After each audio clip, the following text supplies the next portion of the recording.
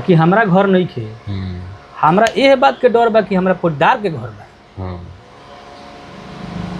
Washing machine भैया ये बात एक खातिर हम कहे के चाहतनी कि माने ई डर के बात नहीं खे कि हमारा घर वॉशिंग मशीन नहीं खे, हमारा घर फ्रिज नहीं खे, चलो ठीक बा हमारा घर नहीं खे, लेकिन ये बात के शिकायत बनू यार कि हमारा बगालवा में कर पहुँच दो, ओकरा घरे फ्रिज बा, ओकरा घरे टीवी बा, ओकरा घरे वॉशिंग मशीन बा, ओकरा घरे कूलर बा। ई हमरा के बड़ा सतावत है। सबसे बड़का बात बा आज के जनरेशन के कि अगर कोई लड़का के सुई पड़ गए, लोग बर्फ मांगे खातिर चल गए आ ना मिलल तो वही दिन फ्रिज खरीदा जाला। तहार तो कोनो दिक्कत ना होई, लेकिन तहार मौगी ना जिए दी। फ्रिज चाही लेकिन फ्रिज जहाँ बनल बा वहाँ बैन बा।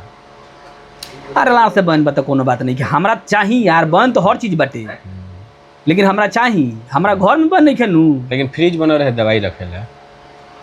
अरे भैया दवाई तब खाना वो तो दवाइए न बन गई भाई यार, खाना जो हमनी खाते सब दवाइए बन गए बाटे। जैसे कि एक्सपायरी दवाई एक्सपायर होला साल भर 6 महीना की अथी में, अब फ्रिज में खाना एक्सपायर करके खाता नहीं सो हमनी के, एक्सपायर खाना खाता नहीं सो हमनी के। पहले रहे कि भाई दादा हो भूख लगल बा तो हाँ तनी बना दो 2 रोटी, चट देना मेहरारू का कर सकी वो तावे पर अथिए पर चूल्हे पर बन जाए। लेकिन आज के डेट में दादा भूख लगल बा तो हाँ तो रखल बा फ्रिजवे में ले आई गरम करके दिया जाता है। दादा खैलन आ साँझ खानी कहीं कि बबुआ रे पेट में गैस बना होता है, बबुआ रे ठेहुना दर्द करे लगल।